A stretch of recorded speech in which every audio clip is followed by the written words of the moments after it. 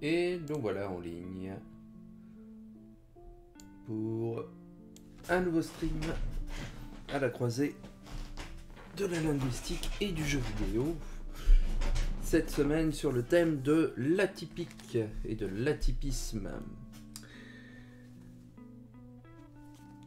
qui est un concept qui traverse assez nettement, que ce soit la linguistique ou le jeu vidéo, mais en réalité tous les domaines de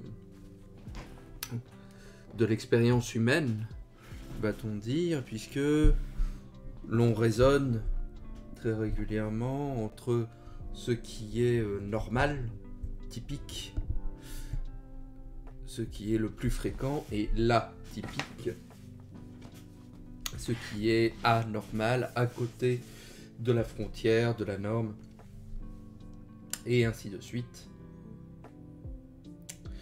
Et donc, je voulais explorer ce concept-là cette semaine dans le cadre du stream, avec, donc comme toujours, un article scientifique d'un côté et une partie, le début, une partie d'un jeu vidéo qui me semblait intéressant à considérer dans cette problématique. Alors, pour l'article de ce soir, j'avais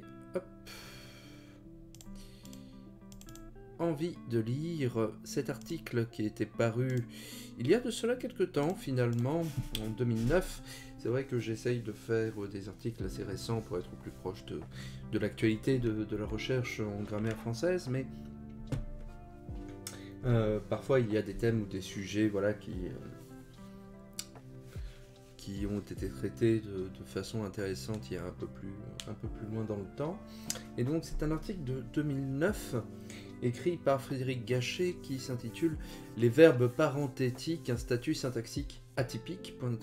C'est un article qui est paru dans la revue Lynx, ou Lynx, la revue des linguistes de l'université Paris X Nanterre, qui est une autre revue de linguistique française, notamment très vieille, très vénérable, hein. Elle existe depuis plusieurs dizaines d'années maintenant. Et j'y ai toujours trouvé des choses vraiment passionnantes sur tous les sujets. Et ce sujet des verbes parenthétiques, que l'on va définir dans l'article ci-après, c'est un sujet qui m'occupe en ce moment, sur lequel je pose un peu mon regard pour différentes raisons. Et en faisant un peu l'état de l'art, en faisant un peu de la littérature, je me suis rendu compte qu'il y avait pas mal de choses à dire à ce sujet, et surtout que c'était un sujet qui pouvait être assez brûlant en linguistique, puisque les verbes parenthétiques ou les verbes dits à réaction faible sont l'objet d'une bataille scientifique dans le cadre de la littérature de la linguistique française. C'est un concept qui est assez bien intégré dans le cadre d'autres traditions grammaticales, et notamment en anglais. Mais en français, il y a encore des débats sur l'existence ou non de ces types de verbes dans notre langue et leur matérialisation. Donc comme toujours, je vais parcourir l'article à souris à gambade. Il est très intéressant par ailleurs, mais c'est vrai que je ne vais pas pouvoir le lire dans le détail. Si jamais il y a des personnes, voilà, qui me regardent ce soir et qui veulent poser des questions, intervenir dans le chat notamment, n'hésitez pas, hein, s'il y a des choses sur lesquelles vous voudriez que je revienne un peu plus précisément. Alors, un demi-siècle après l'article fondateur de Thomson en 1952, il y a aujourd'hui une véritable tradition des verbes parenthétiques. Celle-ci est très bien représentée dans le domaine anglo-saxon où la notion est née. En linguistique française, ces verbes ont également suscité un grand intérêt dès l'article de Benveniste en 1958 sur la subjectivité dans le langage. Parmi de nombreux travaux, on peut citer en particulier l'approche syntaxique originale proposée par Blanche Benveniste, 89, sous l'appellation de réaction faible. Une telle tradition... Oh, il faut que j'active le défilement, je pense, parce que... Non, le défilement est activé, autant. Une telle tradition offre une visibilité, voire une notoriété à la notion qui en est l'objet. La médaille a son peut-être son revers. Bien souvent, en effet, des idées colportées d'un auteur à l'autre, avec les infléchissements et les déformations que cela peut provoquer, finissent par être considérées comme des acquis, sans plus de recul critique, jusqu'à gagner quasiment un statut de dogme. Les verbes parenthétiques ne semblent pas échapper à ce constat. Et ça, c'est quelque chose que l'on peut dire de tous les grands concepts scientifiques. C'est malheureusement quelque chose d'assez fréquent, je n'irai pas jusqu'au terme de dogme, mais du moins voilà qu'il y a des aspects du consensus qui sont un peu moins interrogés que d'autres, parfois, bon, ce qui peut créer des angles aveugles dans les démonstrations. Le présent article souhaite confronter avec des faits attestés quelques-unes des idées les plus souvent avancées au sujet des verbes dits parenthétiques ou recteurs faibles, en mettant ces derniers en perspective avec d'autres formes verbales. Il cherche quelques éléments de réponse à la question posée par le titre de ce volume, donc le volume dans lequel on trouve l'article, des constructions verbales atypiques par interrogation, et tente notamment de comprendre si les caractéristiques sémantiques, pragmatiques et énonciatives de ces verbes justifient d'en faire un cas à part et de leur donner un statut syntaxique particulier. Puisque c'est ça la question, un objet peut être décrété comme atypique à un certain niveau d'analyse, au niveau sémantique par exemple, au niveau pragmatique, mais il peut ne pas l'être à un autre niveau d'analyse, il peut ne pas l'être en morphologie ou en syntaxe. Vous avez des phénomènes syntaxiques qui sont très banals, très simples, et qui ne supposent pas forcément une analyse poussée, alors que leurs effets au niveau sémantique ou pragmatique sont beaucoup plus notables, au niveau rhétorique. Par exemple, hop, je vais fermer ici, tac. Hop, le temps de répondre à ce message. Tac.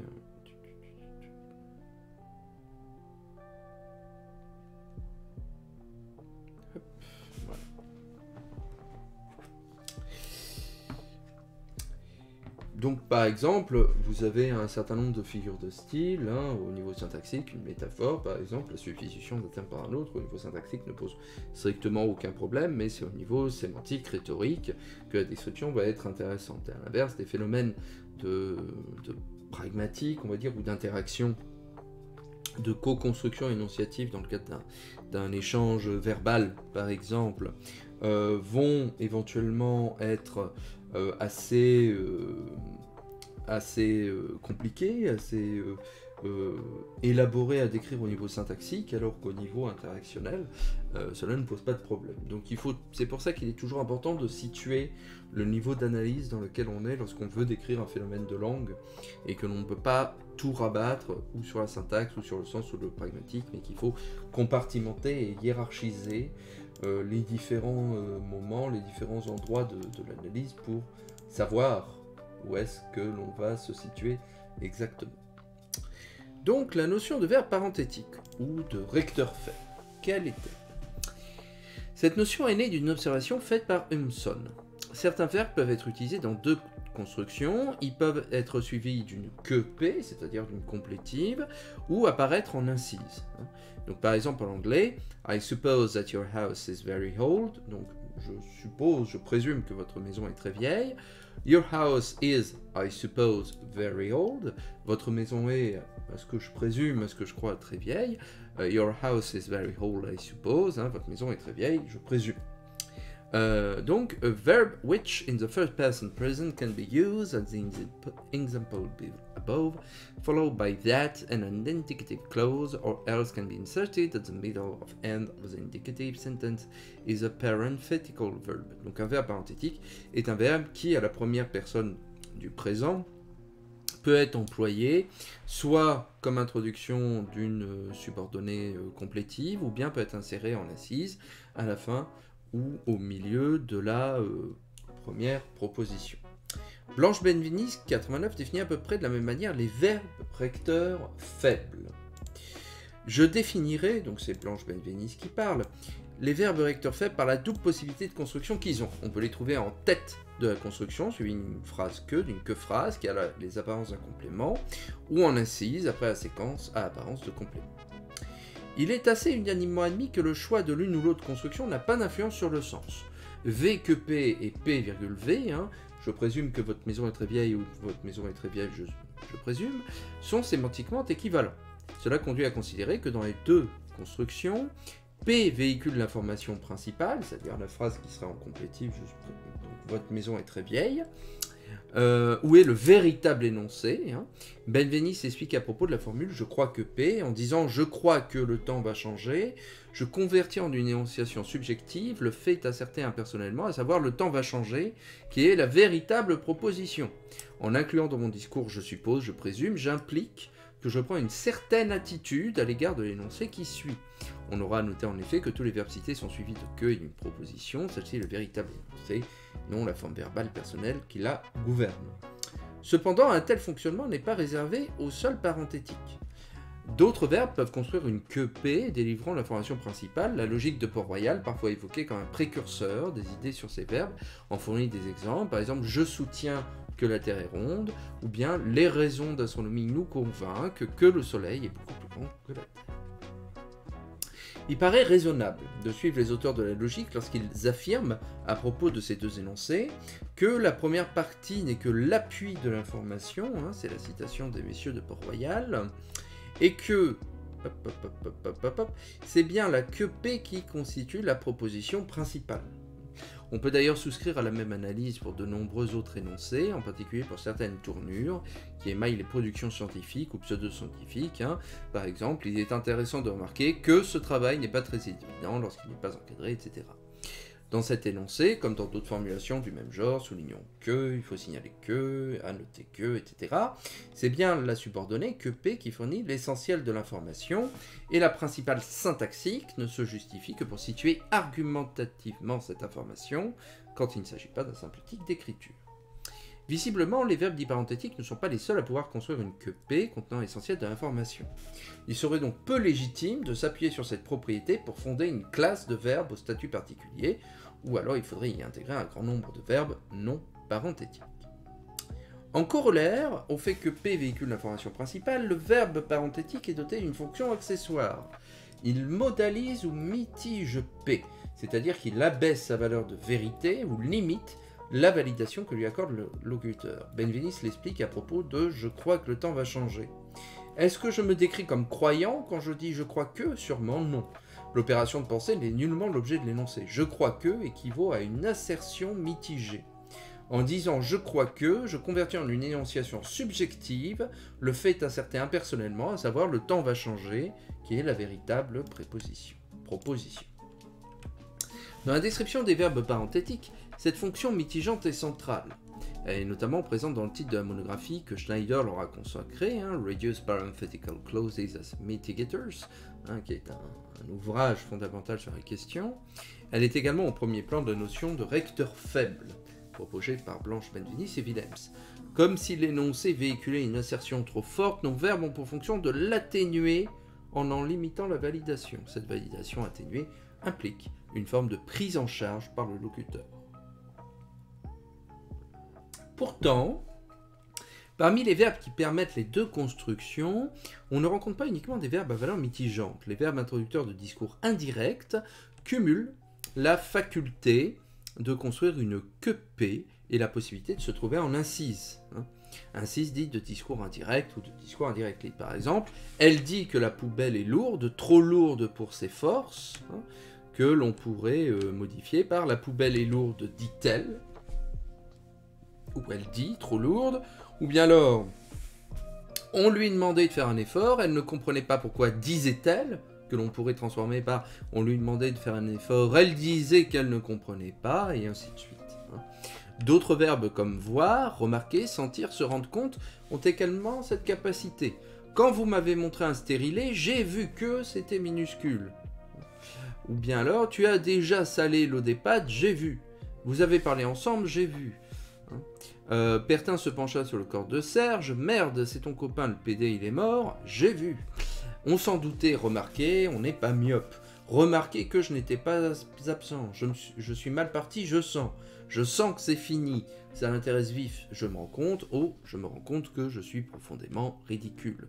hein, avec j'ai appris, avec j'espère, et ainsi de suite.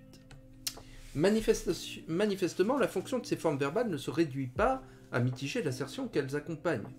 Les verbes considérés habituellement comme parenthétiques ou recteurs faibles ne forment donc qu'un sous-ensemble au sein des verbes permettant la double construction.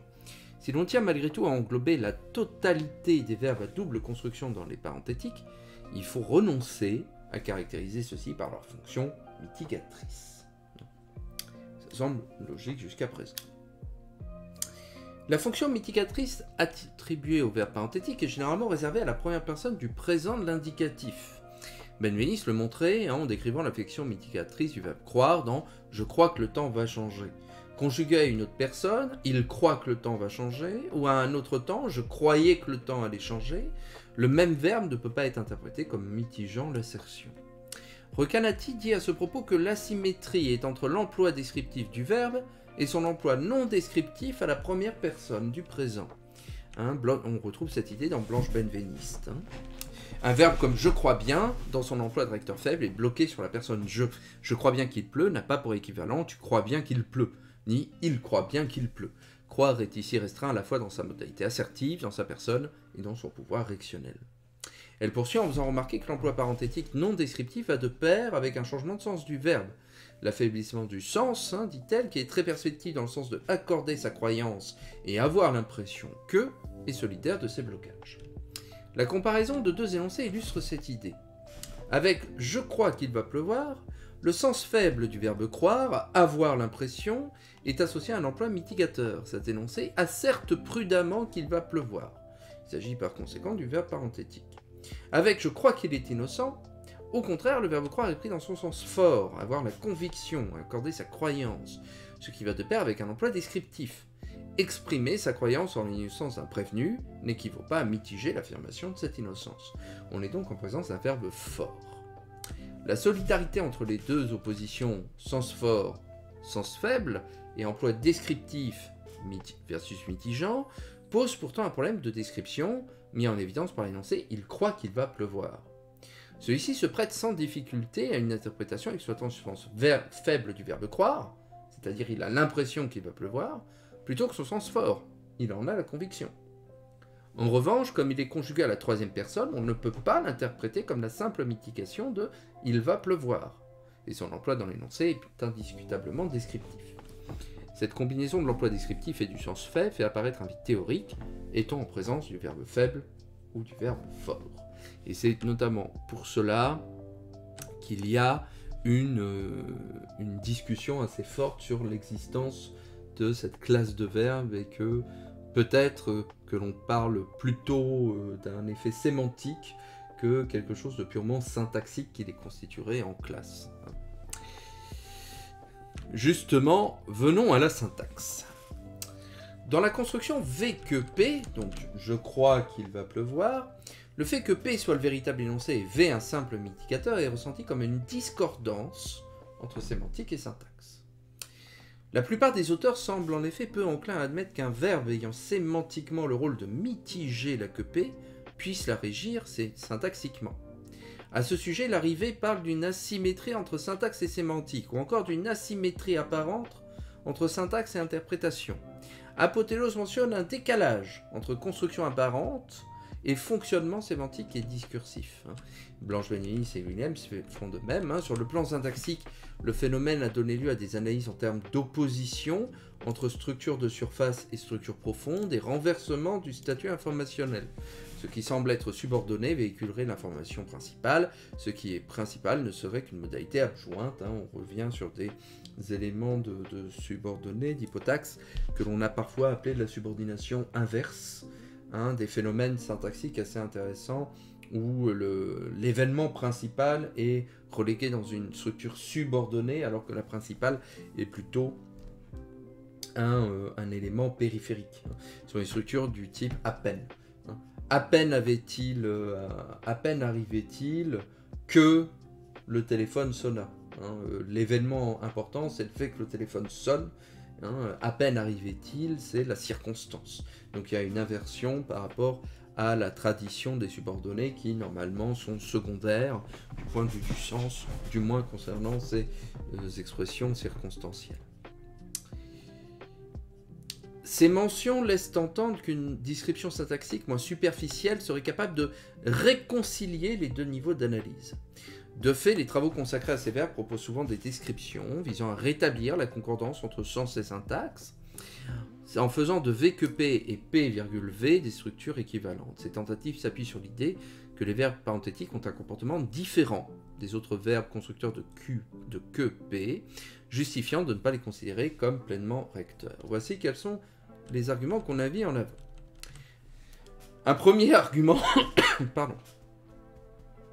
Un premier argument consiste à montrer qu'après V que P, on enchaîne sur P plutôt que V. Par exemple, je crois que Anne est venue hier, ce n'est pas vrai.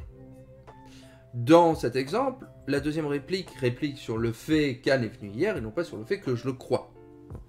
Mais on peut objecter que l'on peut tout à bien répliquer sur je crois. Hein, si on dit je crois que Anne est venue hier, moi aussi, bah là la réplique enchaîne sur je crois, ou plutôt sur l'intégralité de la proposition, le fait de croire que Anne est venue, plutôt que juste sur le fait qu'Anne est venue. Bon.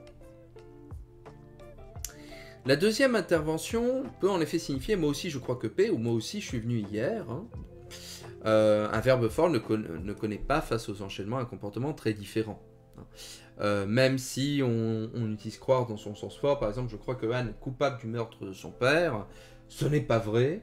Bon, on est exactement sur la même ambivalence. Donc, on aurait des difficultés à établir ça. Donc ça, c'est des exemples construits. Quand on regarde les exemples attestés, on s'aperçoit également que cet argument de l'enchaînement n'est pas très probant. Par exemple, chez Dumas, hein, je pense que ce serait drôle, avec je pense qui est ici un verbe qui sera analysé de réaction faible. Et réponse, n'est-ce pas? Eh bien, moi aussi, mon enfant. Hein, n'est-ce pas enchaîne sur ce serait drôle, et moi aussi sur je pense. Si l'enchaînement était un critère permettant de déterminer quelle partie de l'énoncé est syntaxiquement la principale, cet exemple poserait un problème insolu. Donc, le test d'enchaînement n'est pas pertinent pour identifier cette classe de verbes. Argument de l'enchâssement. Par exemple,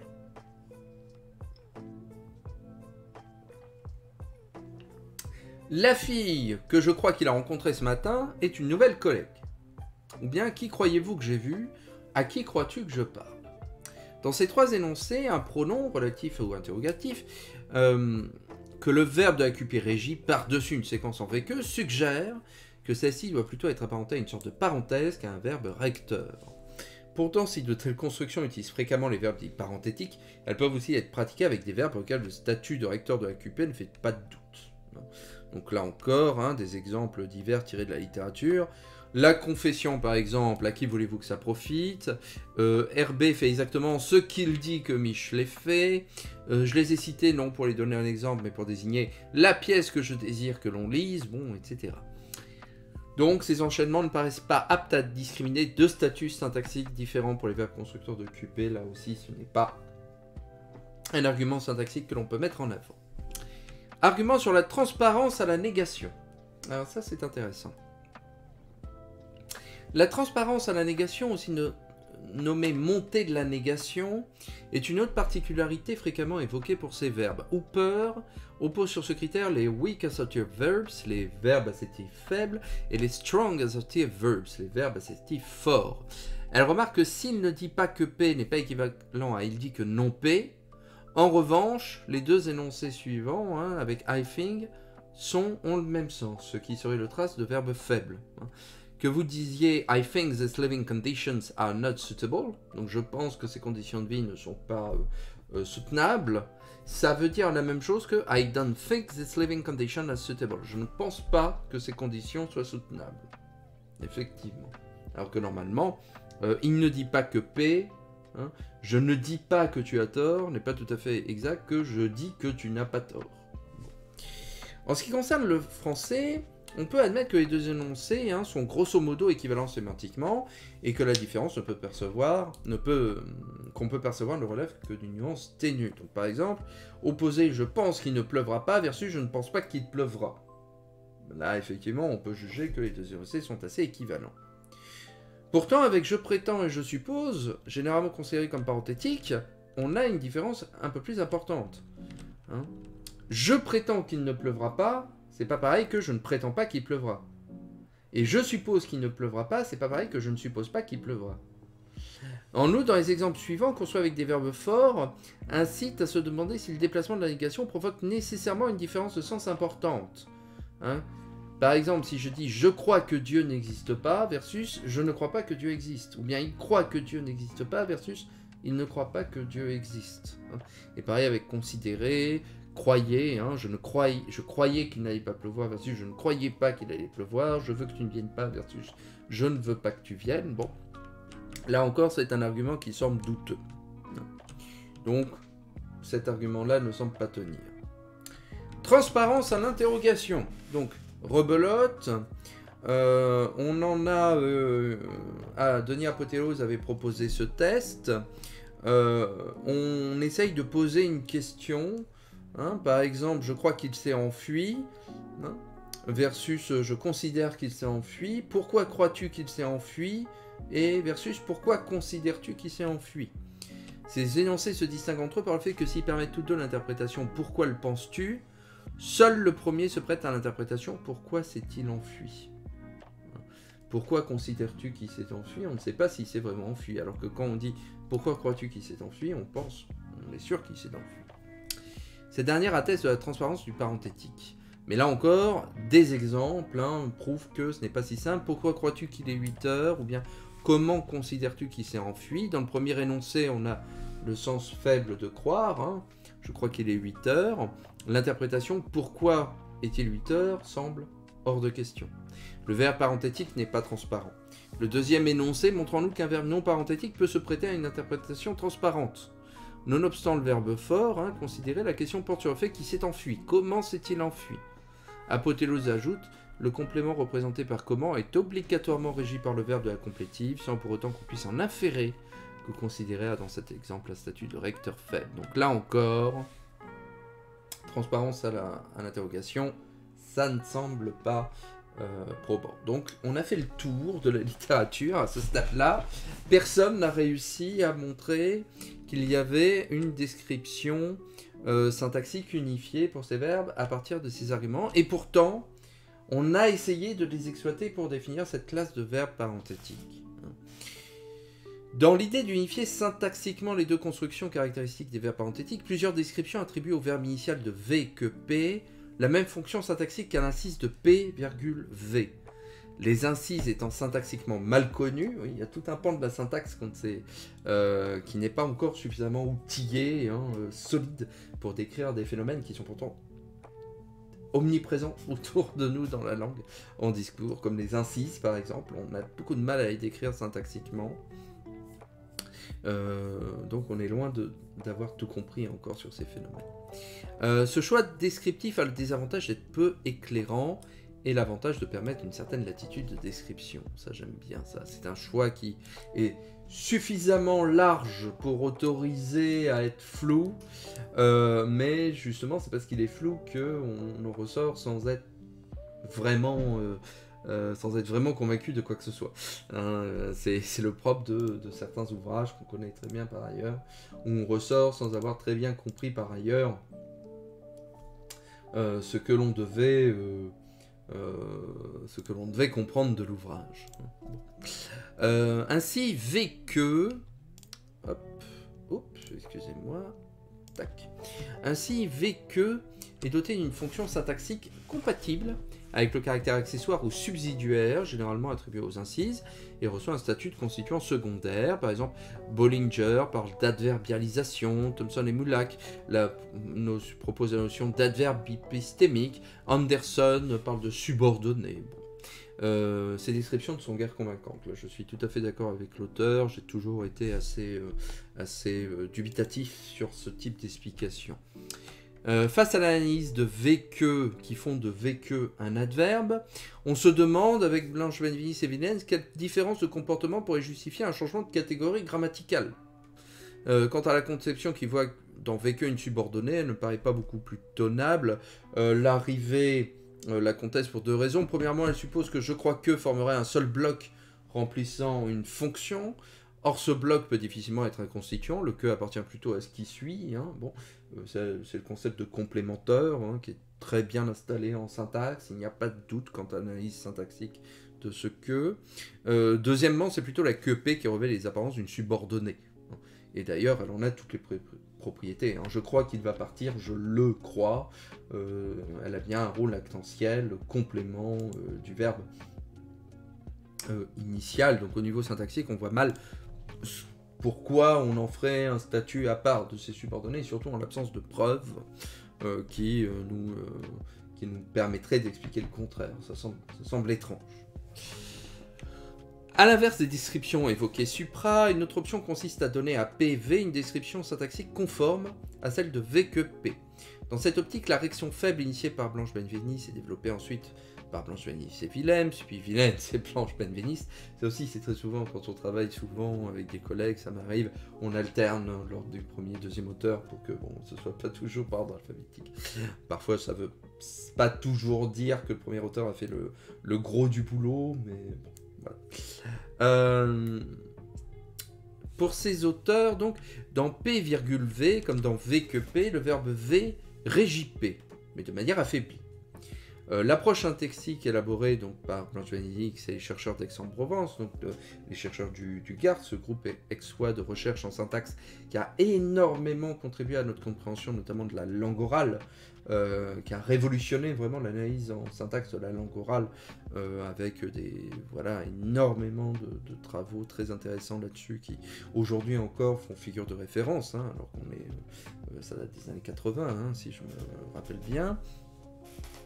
Donc cette approche offre un cadre théorique propice à unifier différentes constructions. Cette approche défend en effet l'idée que la réaction verbale peut se réaliser dans différents dispositifs.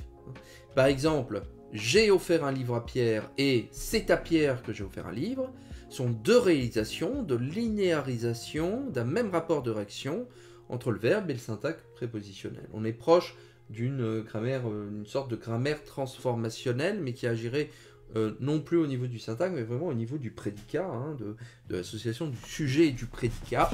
Et c'est une théorie très intéressante, très stimulante, notamment pour l'oral, et qui peut faire penser à ce que faisait Thénière, hein, ou Damouret et Pichon, jadis, au début du XXe siècle, en grammaire.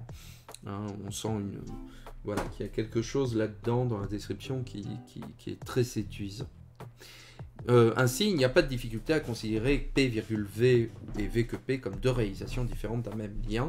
Leurs différences ne sont pas à analyser au niveau de la syntaxe des dépendances, mais au niveau des organisations macro-syntaxiques. Autre originalité,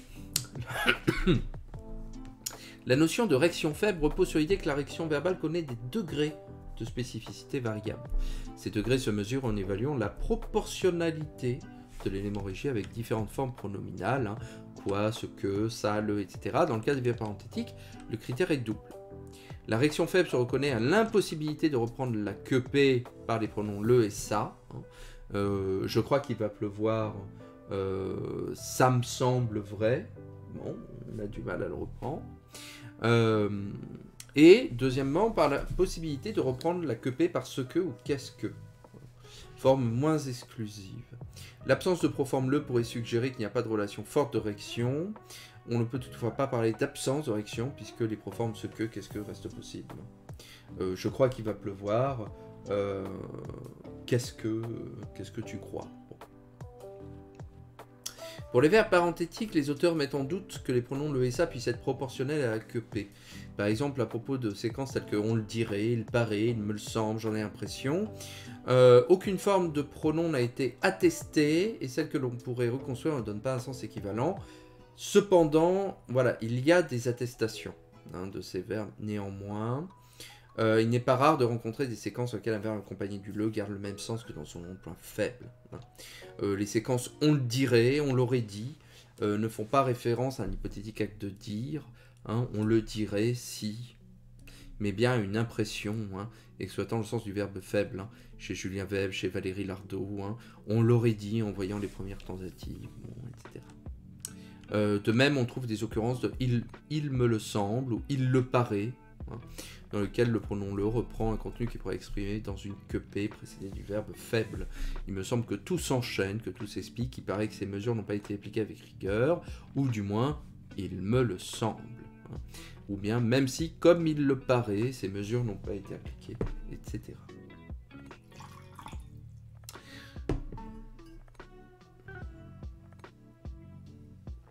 L'expression « il le paraît » en particulier ne fait nullement référence à une apparence, mais bien à un on-dit, ce qui est conforme à l'emploi parenthétique du verbe. Il paraît que P ou P, paraît-il. Donc là encore, on sait avancer un peu plus, peut-être un peu vite.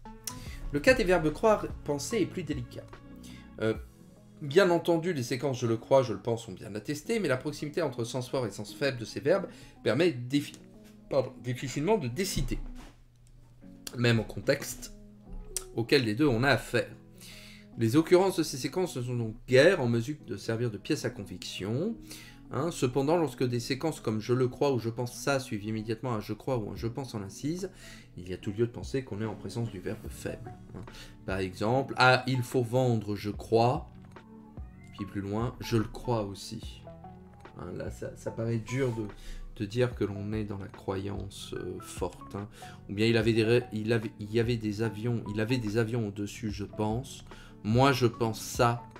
Mon mari n'a pas eu ça. Et ça, c'est de l'oral. Donc, on voit qu'il y a quand même des phénomènes de réaction assez intéressants ici. Avec le verbe trouver, la question se pose différemment. Blanche Benveniste et Willem s'attribuent à l'emploi fort de ce verbe le sens d'inventer, découvrir, et son emploi faible celui d'avoir l'impression. Je trouve... je sais pas, je trouve l'électricité, par exemple, bon, versus je trouve que tu as tort.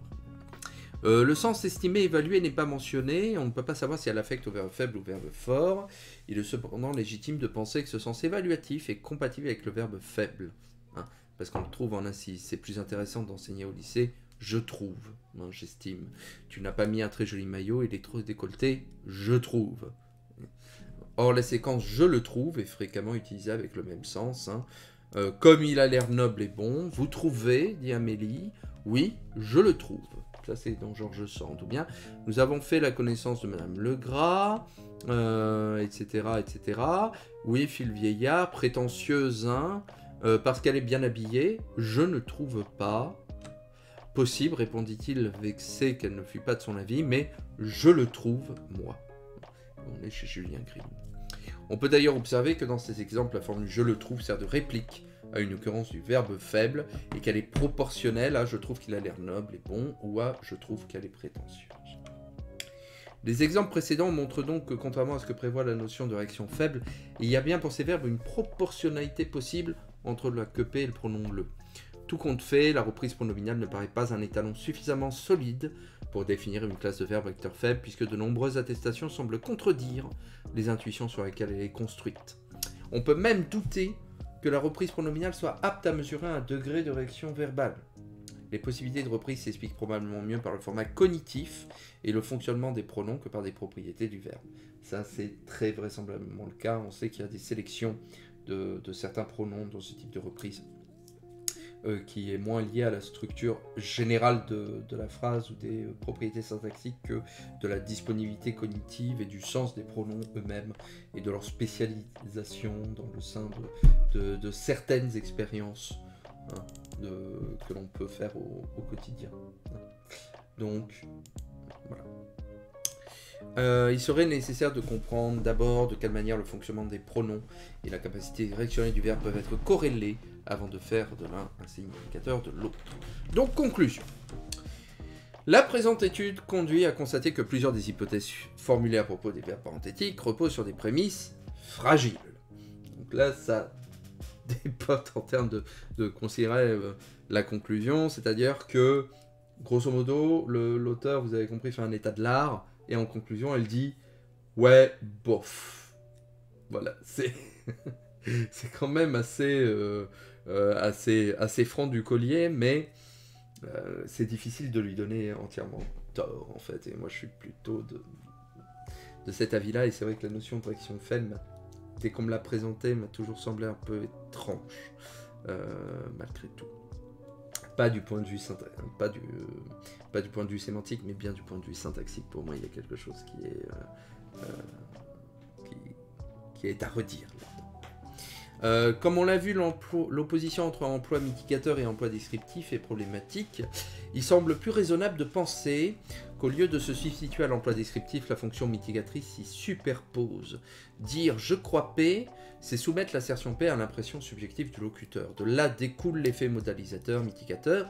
Celui-ci a pu se ritualiser sans que disparaisse pour autant le sens particulier de chaque verbe. Donc on serait dans un cas d'affaiblissement sémantique, de métonymie, on va dire, ou de translation sémantique assez classique finalement, dans le cadre de l'évolution de la langue. Et donc ça serait intéressant de voir ce qui se passe en diachronie. Il y a eu quelques études là-dessus, mais c'est toujours très compliqué en diachronie dans l'histoire de la langue d'une langue comme le français par exemple, de déterminer sur certaines occurrences si je crois doit être interprété sous l'angle vraiment de la croyance ou bien sous l'angle un peu faible, subjectif du locuteur. Il y a toute une famille d'occurrences pour laquelle c'est clair d'un côté, toute une famille pour laquelle c'est clair de l'autre, et puis au milieu, à la frontière, vous avez un nuancier d'occurrences problématiques. Or, c'est bien celle-ci qu'il faudrait déterminer pour pouvoir savoir ce qui se passe. Sauf que si on savait les déterminer absolument, l'étude n'aurait plus lieu d'être, la discussion n'aurait pas lieu d'être, puisqu'on aurait des tests pour repérer ce sens des verbes. Donc il y a quelque chose de circulaire dans la réflexion qui est très très très problématique pour la syntaxe. Cela explique donc, si je reprends, que les verbes parenthétiques ne soient pas interchangeables. Si ces verbes ne gardaient qu'une valeur mitigatrice, excluant toute fonction descriptive, ils entreraient tous dans les mêmes contextes. Les manières différentes qu'ils ont de mitiger les énoncés résultent sans doute à la valeur descriptive liée à leur sens. Deuxièmement, les arguments visant à montrer que V ne peut pas régir la que P qui le suit semblent aussi devoir être mis en question. Les tests de pronominalisation. Les observations sur lesquelles ils se basent s'appliquent souvent de la même manière à des verbes réputés non parenthétiques, ce qui interdit de les utiliser comme indicateur d'un statut particulier. Troisièmement, il faudrait également considérer l'idée selon laquelle la description syntaxique d'une construction devrait s'adapter à sa structure sémantique ou informationnelle. La volonté de rassembler V que P et PV dans une description syntaxique identique est probablement la conséquence d'une conception qui fait de la syntaxe un reflet de structure sémantique. Dans cette perspective, ce qui est principal sémantiquement doit aussi l'être syntaxiquement. Cette idée est vraisemblablement due au caractère métaphorique du vocabulaire syntaxique, et je suis très d'accord avec ça.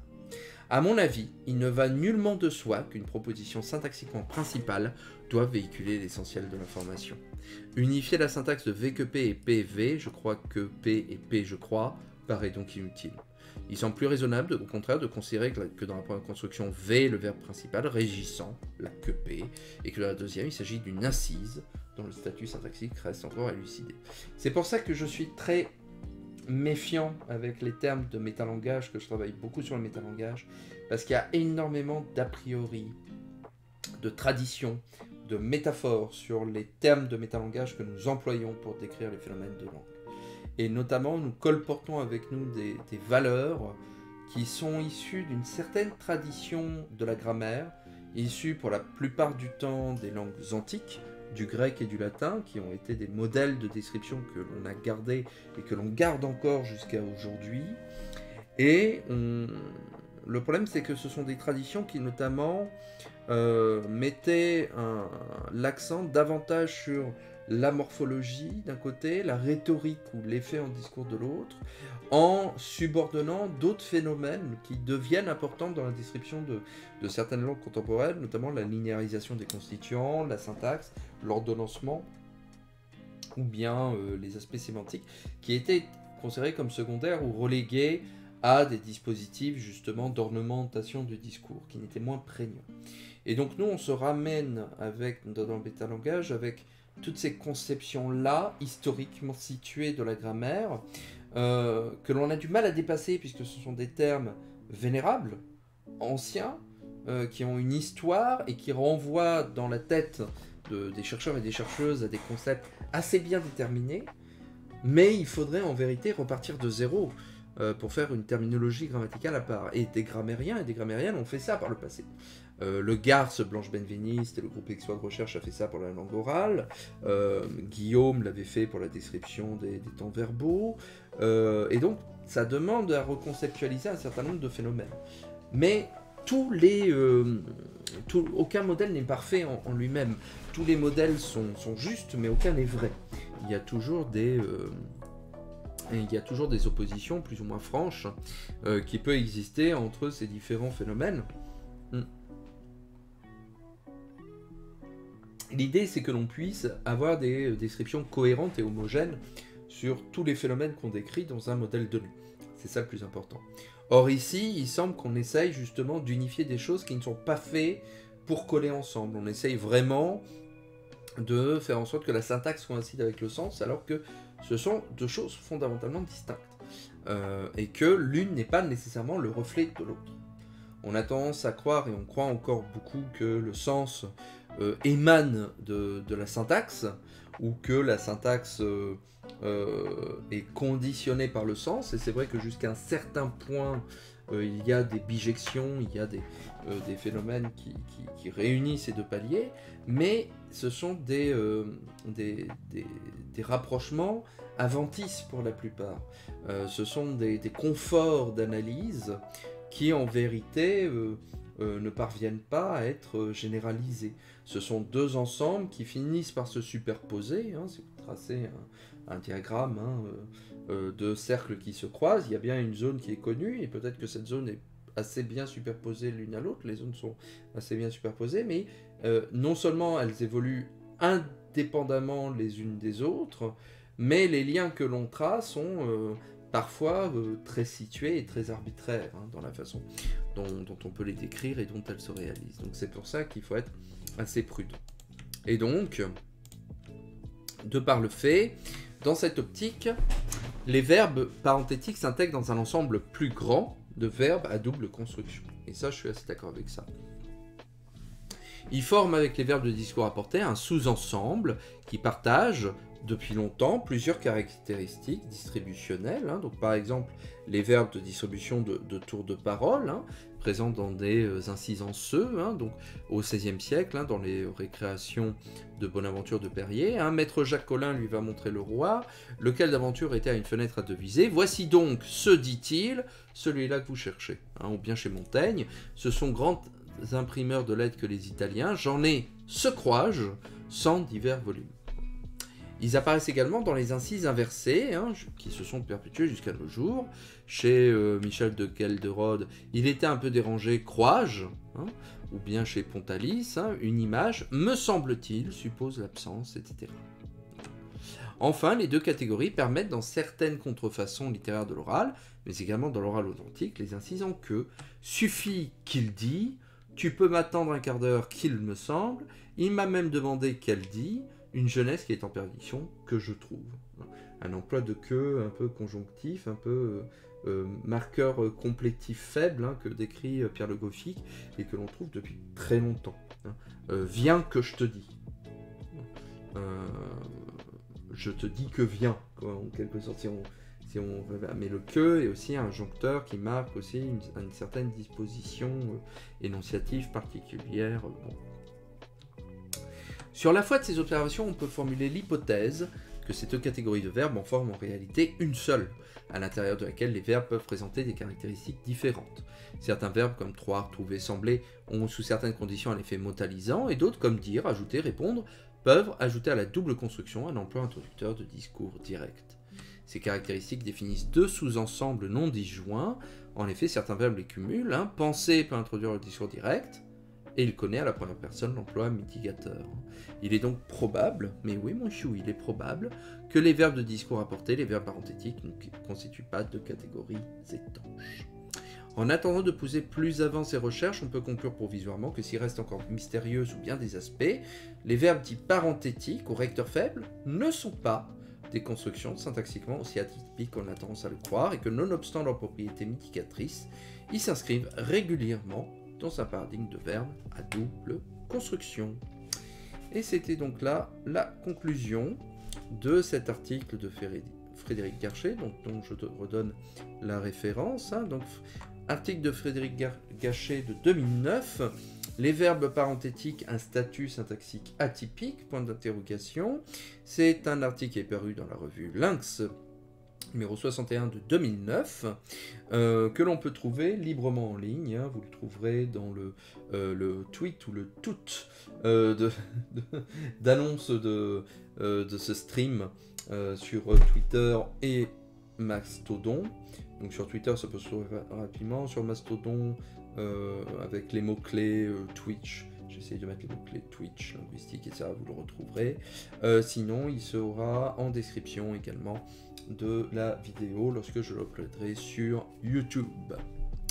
Donc voilà pour cet excellent article qui terrasse bien des éléments concernant ces constructions et que j'apprécie énormément, notamment pour la façon dont il présente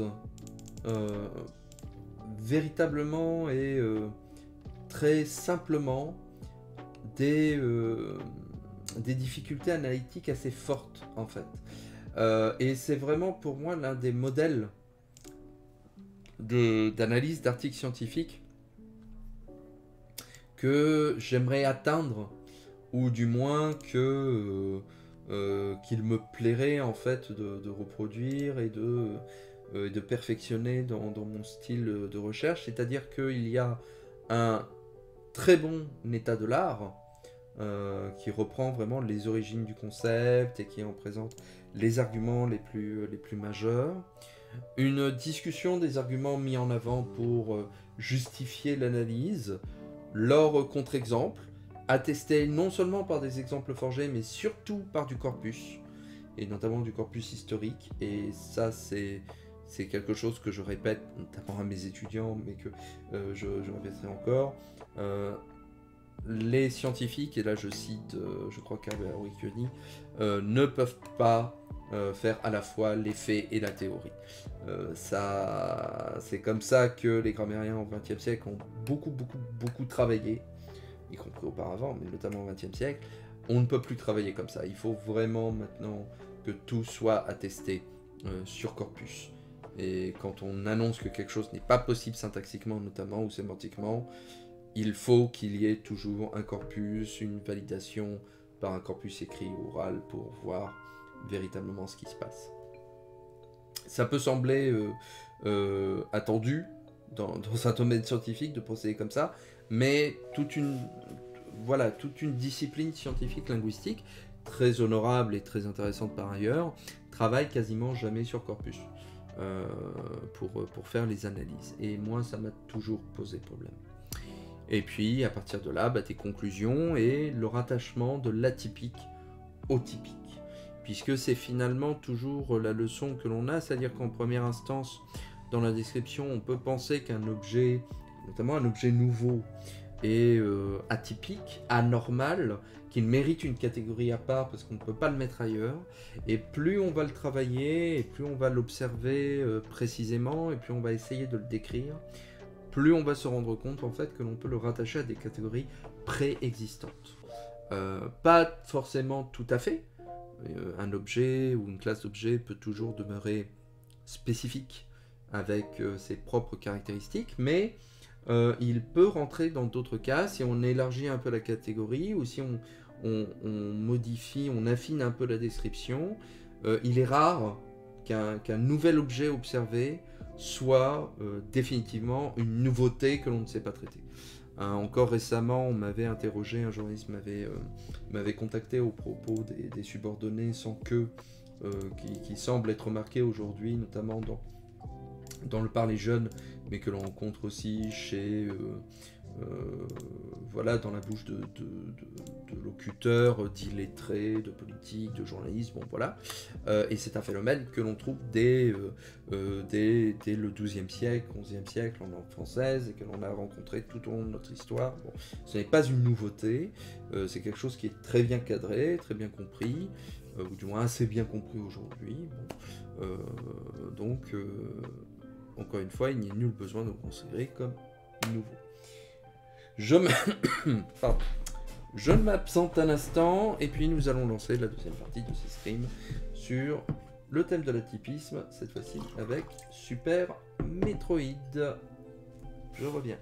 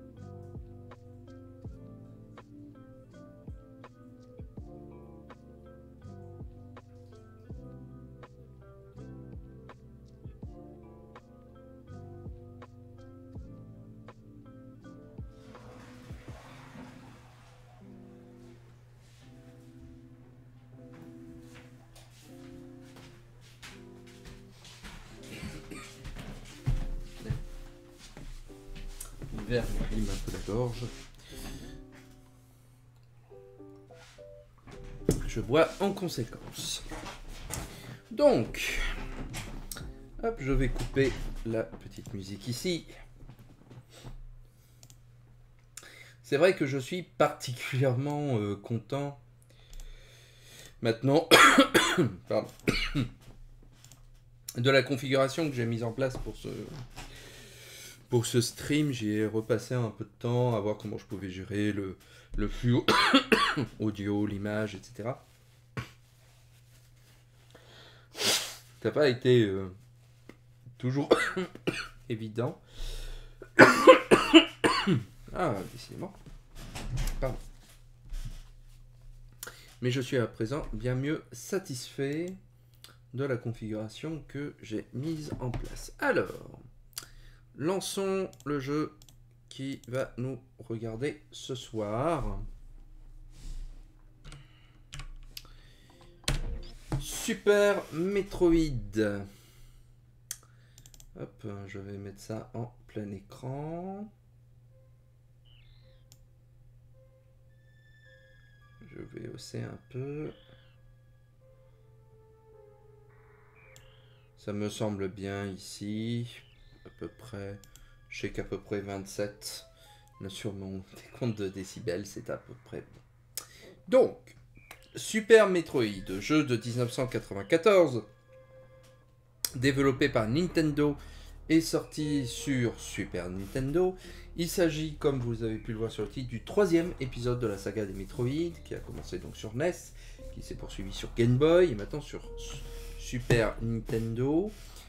Il s'agit d'un des jeux les plus connus aujourd'hui de la saga et considéré comme étant si ce n'est le meilleur, du moins l'un des meilleurs de cette saga qui se continue encore l'année dernière encore avec la sortie de Metroid 5, du vrai Metroid 5 entre guillemets, de la série principale Metroid Dread, qui a été très bien accueilli. C'est un jeu qui est arrivé assez tard finalement dans la vie de la Super Nintendo, et il a eu un grand succès critique, mais pas nécessairement un succès populaire, assez développé à l'époque, mais on a fini par le redécouvrir de plus en plus au fur et à mesure du temps. Et aujourd'hui, il est devenu l'un des jeux les plus joués de la saga, notamment sur la scène du speedrun. Donc c'est ces joueurs et ces joueuses qui essayent de terminer les jeux les plus rapidement possible. C'est un jeu qui a été particulièrement creusé à ce niveau-là, en termes de stratégie de speedrun. Nous allons commencer une nouvelle partie immédiatement. Et hop. Alors, icon cancel, Molwak. Hop. Oh, je vais garder la configuration initiale. Même si je ne suis pas grand spécialiste, et je lance l'introduction du jeu.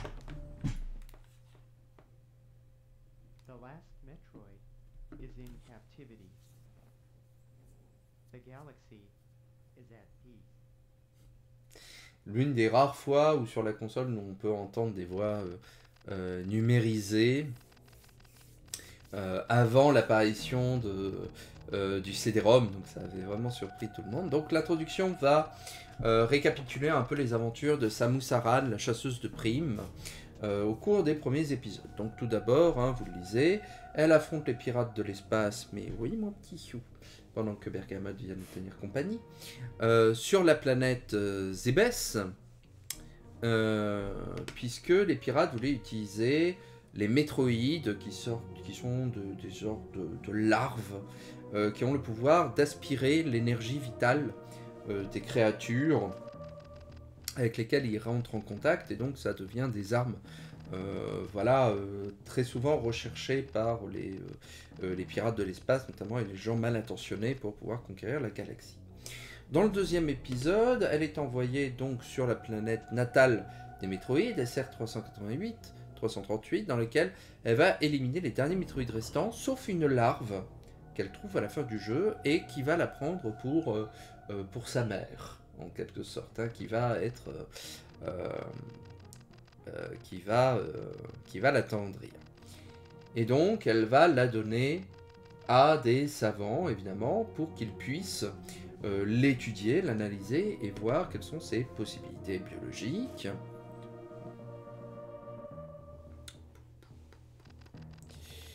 En sachant que, comme vous pouvez vous en douter, les scientifiques sont très enthousiastes, hein, c'est une découverte nouvelle qui va nous permettre, hein, d'apporter la paix et la prospérité à l'ensemble de la civilisation galactique. Évidemment.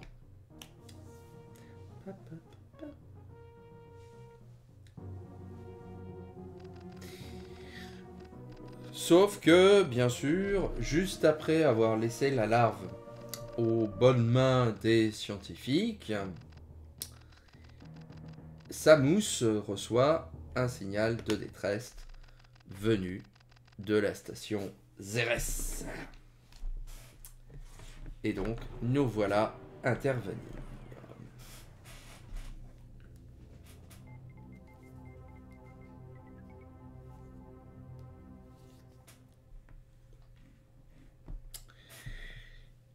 Et voilà le début de Super Metroid.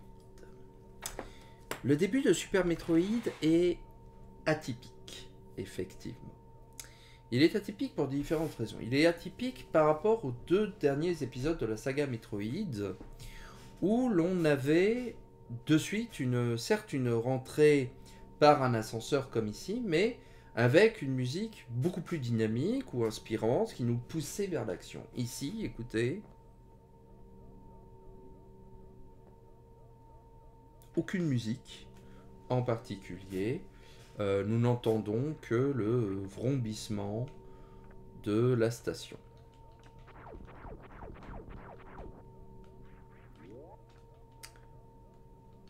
Deuxième élément qui peut surprendre en termes d'atypie, c'est le caractère assez sombre du début de l'aventure, dont vous allez vous apercevoir immédiatement, puisque en arrivant ici, nous voyons des cadavres de scientifiques, hein, que l'on avait déjà vus dans l'écran titre.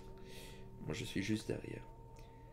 Ça, pour un jeu Nintendo, à l'époque, c'est assez culotté, j'ai envie de dire, assez bizarre de leur part, de montrer la mort et de la montrer d'une façon réaliste, si je puis dire. Dans les Metroid, jusqu'à présent, on ne rencontrait pas d'êtres humains dans les jeux que l'on parcourait. Que ce soit dans le premier Metroid ou dans Metroid 2 sur Game Boy, nous étions seuls, nous le serons encore dans cet épisode, mais l'on ne croisait aucun compatriote, aucune espèce humaine. On en parlait certes dans le manuel du jeu, il y avait eu des comic books, etc., diffusés par Nintendo à l'époque, mais on n'en avait jamais rien vu en jeu. Or ici, des cadavres. Donc, on peut dire que c'est une progression, hein, dans l'espace du monde de Metroid, de passer de rien à plus, bon, il y a cette étape intermédiaire où nous avons les cadavres de ces pauvres scientifiques. Et on comprend aisément que du coup, quelque chose s'est tramé ici.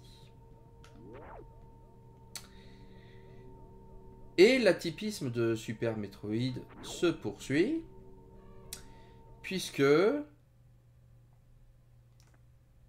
dans cette salle qui semble vide, avec l'alarme Metroid, se trouve en réalité Ridley, notre vieux Némésis, que nous avons affronté dans le premier épisode de Metroid. C'est un combat que l'on ne peut pas gagner. L'objectif du combat est de perdre suffisamment d'énergie pour que, tout d'un coup, Ridley s'enfuit et nous oblige, du coup, à rebrousser chemin. Donc on n'a pas besoin de lui tirer dessus, en vérité. Les speedrunners, généralement, s'amusent à lui foncer dessus pour perdre de l'énergie.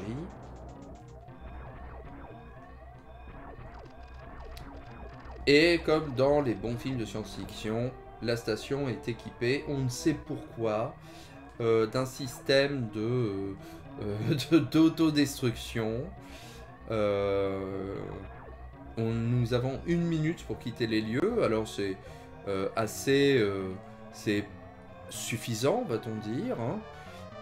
Les petits jets de vapeur qui apparaissent sur le chemin ne nous font pas de mal, hein, ils nous ralentissent légèrement.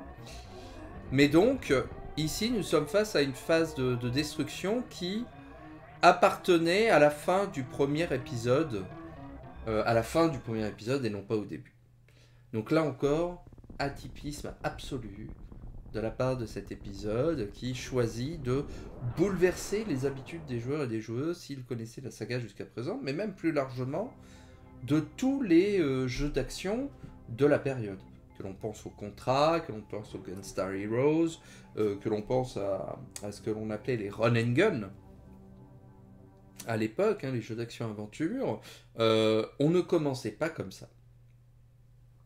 Donc, de ce point de vue-là, Metroid commence sur une note très atypique, très particulière. Et cette note atypique, cette note particulière, elle va se poursuivre, y compris au sein des premiers instants du jeu. Donc nous arrivons enfin sur la planète Zibes, qui sera le cadre de notre partie, et très rapidement nous voyons que nous sommes bloqués.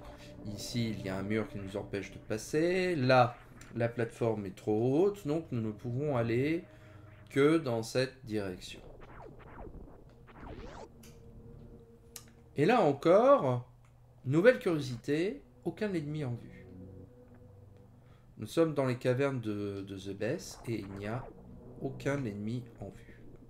Et il n'y a qu'un seul passage que nous pouvons prendre encore pour l'instant. Nous ne pouvons aller nulle part ailleurs. Toutes les portes finissent par nous être inaccessibles, comme celle-ci par exemple, hein, où nous sommes bloqués par un peu du conduit, et ainsi de suite. Là encore, différence assez franche avec les premiers épisodes où assez rapidement l'on avait accès à différentes options.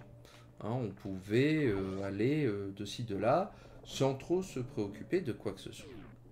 Et ici, le joueur qui a joué au premier épisode reconnaît cette longue montée, cette longue descente, et le caractère fissuré du décor le laisse croire que effectivement il se trouve à Tourian, c'est-à-dire le laboratoire des pirates de l'espace de la fin du premier épisode, où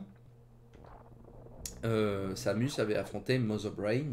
On l'avait donc le cerveau pirate qui était le chef des pirates eux-mêmes. Hein, bon. Et donc il se retrouve à la fin du premier jeu. Donc nous commençons par la fin.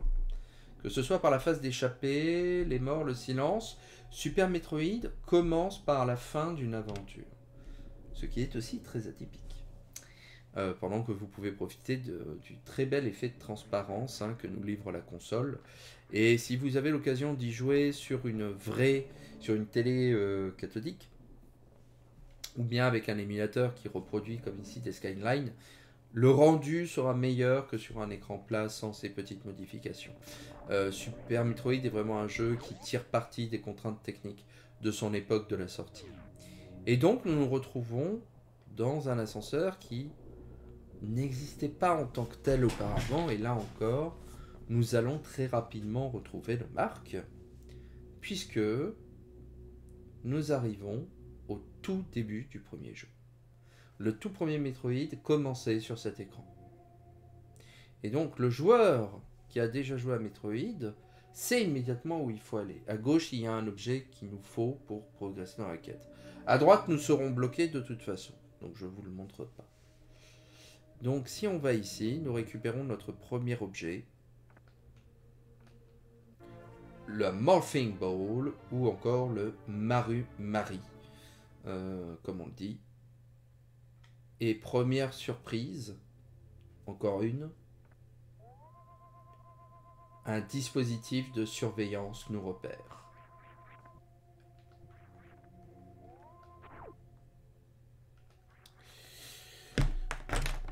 Nous sommes encore dans une posture atypique de la part du jeu. Aucun ennemi, aucun moyen de... aucune musique, si ce n'est ce vrombissement très menaçant que l'on entend derrière par ailleurs. On récupère nos premiers bonus, donc les missiles. Hein, cela se passe évidemment de description, je pense, hein, qui nous permettront d'ouvrir notamment des portes rouges que notre arme de base ne peut ouvrir, comme celle-ci. Hein.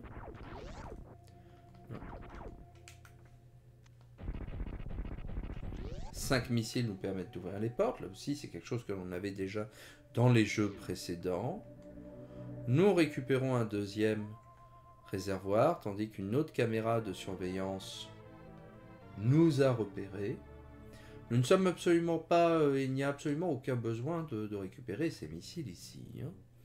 Nous sommes vraiment laissés à discrétion, hein, va-t-on dire.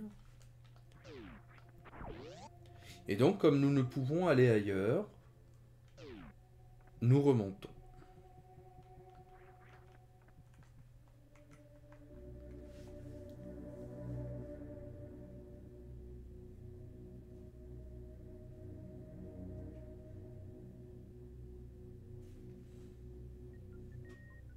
Et là, si vous écoutez,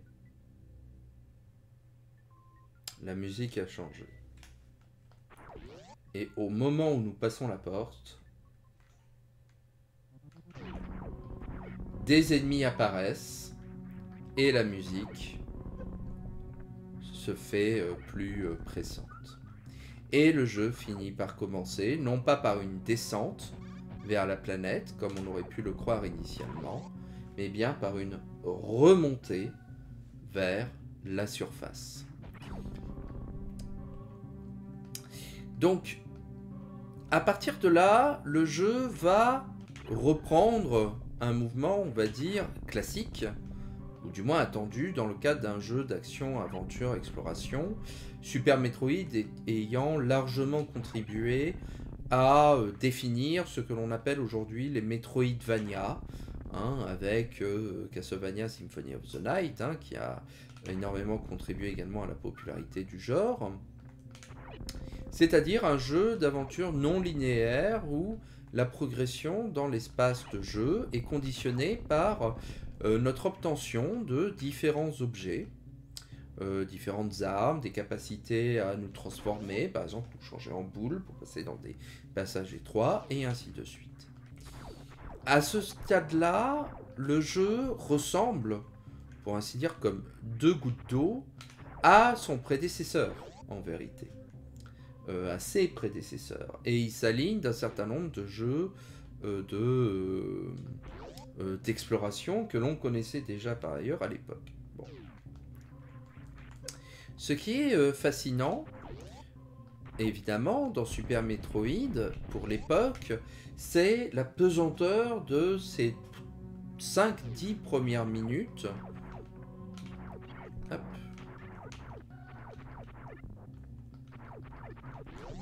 De ces 5-10 premières minutes qui mettent vraiment en place une ambiance un peu particulière, avec ces morts, ces reprises, le fait de commencer par la fin pour ensuite se rattacher au début. Et donc la question que l'on peut se poser, c'est: est-ce que Super Metroid est un jeu atypique? De la même façon qu'on s'est dit auparavant, est-ce que les verbes parenthétiques sont des verbes atypiques, ou bien est-ce que l'on peut considérer les choses différemment? Moi, je serais, assez personnellement, d'avis de considérer les choses, peut-être on peut s'en douter, un peu comme comme Frédéric Gachet considérait les verbes parenthétiques, c'est-à-dire non pas comme des verbes spécifiques au comportement unique dans l'histoire de la langue française, mais plutôt comme l'expression d'un typisme détourné. Qu'est-ce qui était véritablement atypique, finalement, dans cette première moitié de l'introduction, dans cette toute petite séquence au sein de la station Cérès, que l'on n'a pas dans les jeux de l'époque? On a ce silence, on a cette pesanteur, on a les cadavres que nous voyons, alors même si, évidemment, Super Metroid n'a pas été le premier jeu de l'histoire à proposer des cadavres dans son économie, il le fait pour un jeu Nintendo d'une façon assez unique en son genre, ce qui a nécessairement marqué les esprits. Le fait de croiser un boss inarrêtable, contre lequel on ne peut qu'être confronté, et donc mourir, ou du moins être suffisamment blessé, c'est quelque chose qui n'est pas rare dans le cadre du jeu vidéo de cette période, mais qui reste suffisamment marginal pour être justement traité comme atypiste. À cette période sort par exemple également Mega Man X, qui propose la même chose à la fin de son stage d'introduction, avec un boss que l'on ne peut pas vaincre, ce stade-là de la partie, contre lequel on ne peut qu'échouer. C'est une stratégie narrative assez forte, dans le cadre des jeux d'action, afin de faire comprendre que le joueur va progresser, gagner en puissance, et parvenir à un moment donné à dépasser ce premier obstacle qu'il n'avait su affronter. Ce concept avait fait l'objet du 11e numéro de Ludographie Comparée, mon ancien podcast que j'avais avant Ludographie du cours sur le Calvin Ball, qui était paru en 2014. Je mets le lien dans le chat. Hop. Je n'avais pas du tout enregistré. Copier le lien, je vais le mettre maintenant. Voilà. Si vous voulez le voir, ça s'appelle Les Boss Précoces. Ludographie Comparée est maintenant hébergée sur le site du Calvin Ball, comme j'ai eu l'occasion de le dire. Donc ça se rencontrait déjà à l'époque. Mais Super Metroid le fait d'une certaine façon, dans un certain décorum également, très menaçant, très pesant, et moins qu'un cri d'espoir et d'inviter les joueurs à améliorer leur temps, se présente plutôt comme un obstacle indépassable et très menaçant, Ridley étant toujours une créature très menaçante dans le cadre des jeux Metroid, et qui a très souvent impressionné par son identité, sa carrure, sa force, etc. Bon. Donc tout cela c'est atypique. Mais maintenant vous voyez bien que cet atypisme-là est, pour ainsi dire, déjà oublié. Nous connaissons effectivement notre quête, nous savons effectivement que faire, mais pour le reste, le jeu semble semble marcher sur des voies assez, assez balisées, si je puis dire, tandis que nous affrontons notre premier boss, hop, qui ne fait pas long feu comme on peut s'en douter. Nous retrouvons des musiques exaltées lorsque nous battons justement des boss, nous récoltons des bonus, nous tuons des ennemis divers qui nous donnent différents types de bonus. Donc ici par exemple une bombe qui nous permet de, comme vous allez le voir, de passer dans de détruire des petits blocs du décor afin de créer des passages, bon, comme ici par exemple. Bref, nous sommes sur quelque chose qui, en termes de progression et de philosophie de gameplay, va-t-on dire, n'est pas franchement différent de ce que proposait jadis le premier épisode de la saga. Il est peut-être effectivement un peu mieux formaté dans ses ambitions, il propose des choses un peu mieux dirigées, hein, notamment dans la façon qu'il a de guider le joueur vers la bonne direction, hein, tout en autorisant un certain nombre de secrets, mais il n'y a plus de différence avec le reste. Partant, Super Metroid ne pourra plus être considéré en tant que tel comme un jeu atypique. Donc on retrouve en réalité quelque part le même questionnement que l'on pouvait avoir auparavant. À partir de quel degré d'atypisme va-t-on considérer qu'un jeu comme Super Metroid doit être distingué des genres de sa catégorie, de la même façon qu'à quel point doit-on considérer les verbes parenthétiques comme faisant partie d'une classe à part. Et là encore, les différents degrés de description que l'on va trouver quant à cette problématique vont dépendre non seulement de l'observateur, hein, du grammairien ou de la grammairienne qui va faire la description, du ludologue qui va faire cette description, mais ça peut également être l'objet de discussions un peu plus approfondies qui mettent en jeu le consensus lié à une certaine catégorie de jeux, de verbes, etc. Donc dans le cas de Super Metroid, peut-on parler d'un jeu atypique? De la même façon que, et ça c'est un argument qui a très souvent également été mis en avant, peut-on dire qu'un jeu comme Metroid 4 est atypique? Est-ce que l'on peut considérer qu'un jeu comme Metroid 2 est atypique? Puisque à chaque fois ces jeux nous présentent dans des situations de jeu assez distinctes des autres, même Metroid Dread, le 5, le fait également. C'est-à-dire que vous avez ainsi dans le premier Metroid qui serait du coup le jeu normal, Metroid 2 qui vous demande de tuer tous les Metroid de la planète, donc il y a un compteur de Metroid que vous devez faire décroître au fur et à mesure de votre parcours dans le jeu. Dans Metroid Fusion, vous pouvez incorporer les ennemis que vous détruisez pour gagner de nouveaux pouvoirs, de la vie, etc.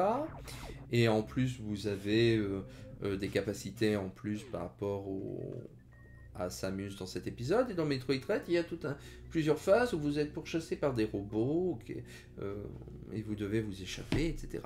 Donc en fait, si on veut chercher dans ces détails-là de l'atypisme, en vérité, on irait dans cette direction assez étrange dans le cadre du jeu vidéo et de Metroid en particulier, dans lequel on dirait que tous les épisodes sont atypiques de la saga Metroid. Il n'y en a pas un qui ressemble à un autre épisode. Ce serait quand même assez curieux d'avoir une série de jeux vidéo où, certes, tous les épisodes sont différents, mais on peut finalement le dire de bien des séries de jeux vidéo. Et donc, en voulant trouver de l'atypisme partout, on trouverait de la normalité de nulle part, et donc de fait, de l'atypisme nulle part, également par accident. Bon.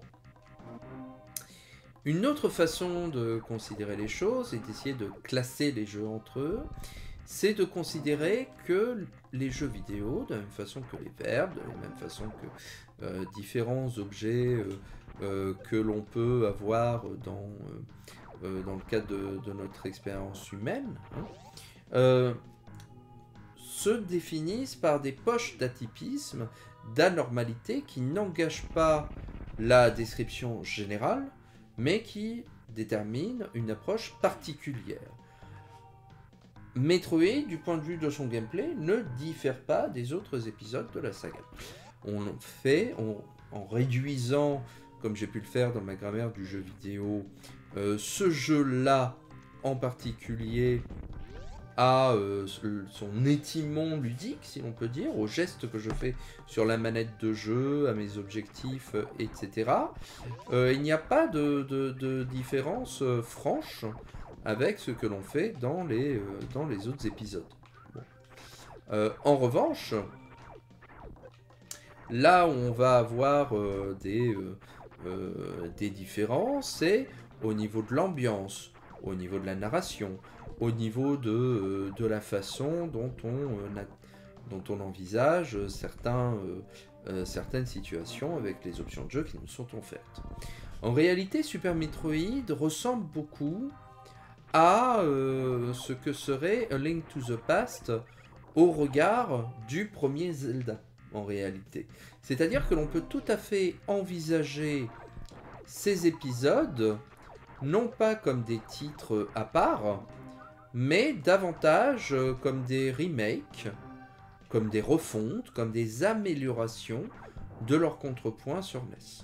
Et ça, c'est quelque chose qui, à l'époque, était considéré d'une façon assez sûre. Hein, Nintendo, avec Super Metroid et Mario World, d'une autre façon, mais avec A Link to the Past surtout, proposait en réalité des refontes de leurs premiers épisodes, après avoir proposé un deuxième épisode qui était effectivement assez différent dans ses objectifs.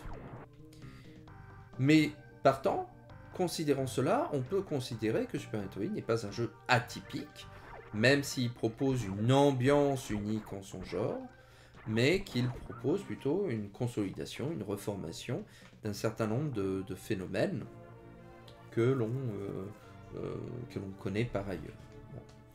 Mais on peut également prendre le chemin inverse et puis mettre en avant la spécificité de cet épisode en termes de narration, en termes d'histoire, en termes de rythme, de développement, et donc chercher des poches d'atypisme.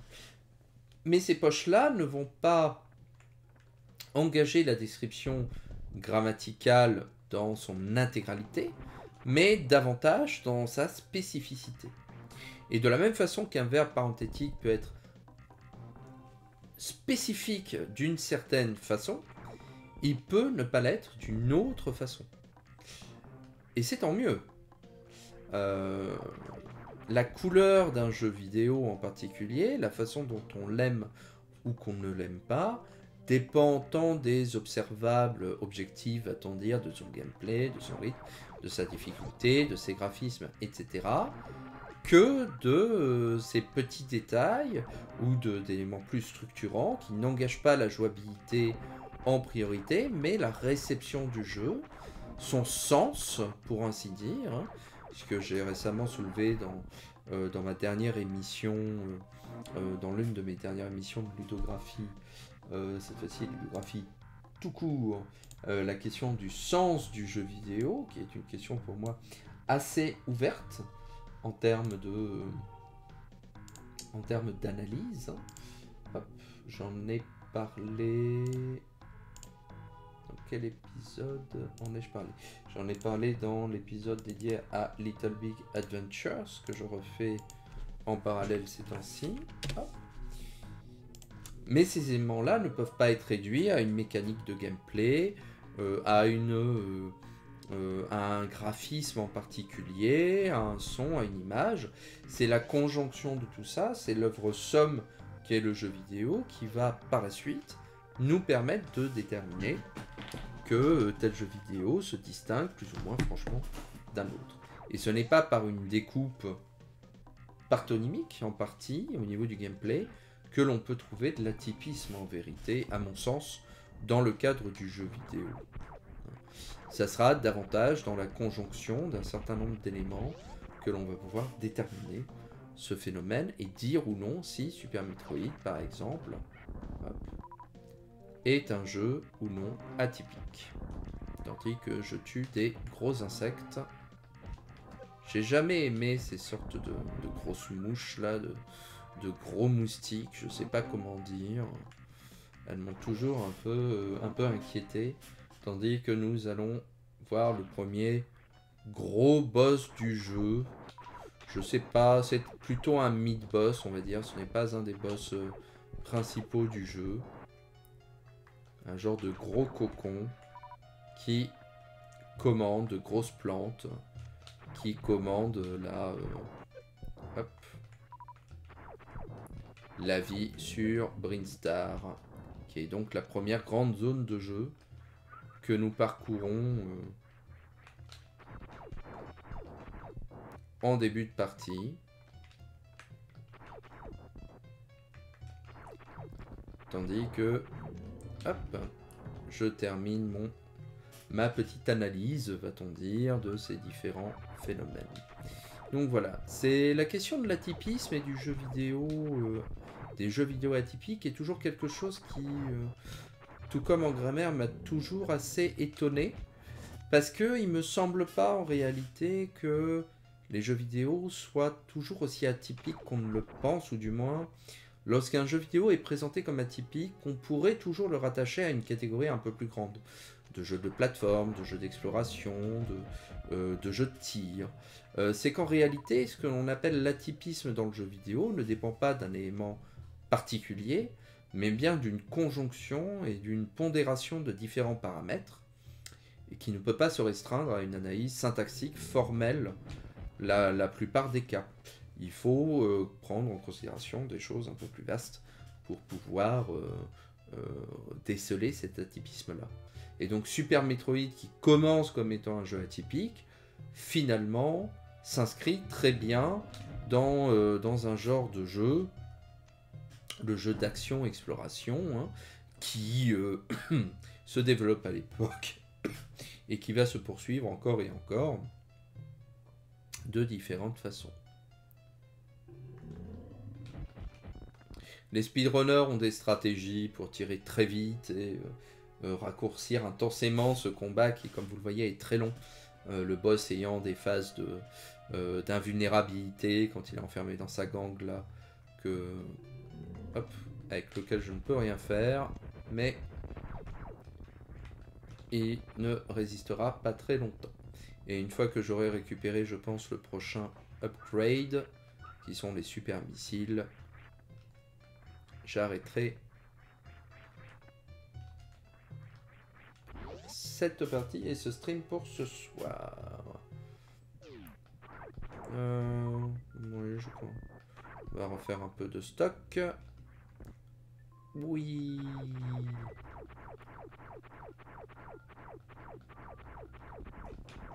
Paf, super missile. L'une des armes les plus... Pas de soucis, merci d'être là. Le replay sera disponible une semaine sur Twitch comme de coutume, puis après sur YouTube. Hop, j'allais justement m'arrêter dans pas longtemps d'ailleurs. Je disais qu'après avoir récupéré les super missiles, j'allais hop, sauvegarder et puis arrêter le stream pour ce soir.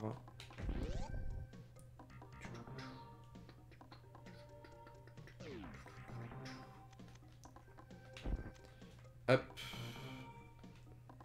Ah oui, hop.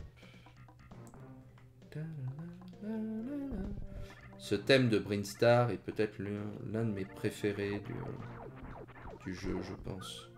Celui que je préfère.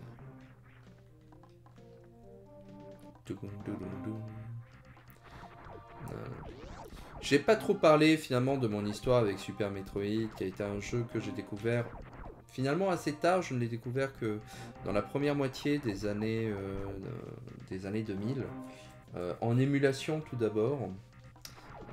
Ça faisait des jeux qui me faisaient rêver dans les magazines à l'époque, mais que on ne trouvait pas en magasin jadis avec ma mère, donc je n'ai pas pu l'acheter, bizarrement. Et donc sa découverte a eu sur moi un effet extraordinaire, vraiment, hein, comme on peut s'en douter. Je ne sais pas si c'est néanmoins le Metroid que je préfère le plus.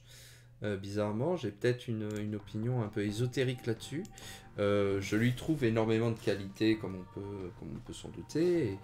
Et, celles-ci sont très évidentes, mais je trouve justement que des épisodes comme Metroid Fusion, par exemple, parviennent à faire des choses très intéressantes avec la mythologie Metroid, alors que Super Metroid souffre, je trouve, justement de cette idée d'être cette sorte de reprise du premier Metroid dans son concept, et il le fait magistralement, mais c'est vrai que Metroid Fusion m'avait à l'époque bien mieux saisi que Super Metroid, que j'avais vu comme un excellent jeu, mais auquel pour moi il manquait un tout petit quelque chose pour pouvoir véritablement que je l'apprécie à fond. Mais bon, ça c'est un avis entièrement personnel me concernant.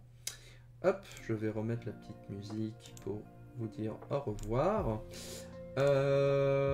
Comme toujours, donc ce stream sera disponible pendant une semaine sur Twitch, sur la chaîne Twitch, et à compter entre ce soir et demain, puisque je serai absent en fin de semaine, j'essaye de faire ça ce soir je pense, il sera mis en ligne sur ma chaîne YouTube pour archivage. Il y aura un stream la semaine prochaine, mercredi soir également à 20h, sur un terme que je déterminerai par avance. D'ici là, je vous souhaite une bonne soirée, je vous souhaite une bonne fin de semaine. Merci à celles et ceux qui sont passés m'écouter, même en plein milieu, même de loin, ça me fait toujours plaisir. Et je vous dis à une prochaine fois pour de nouveaux streams. Ciao ciao, portez-vous bien.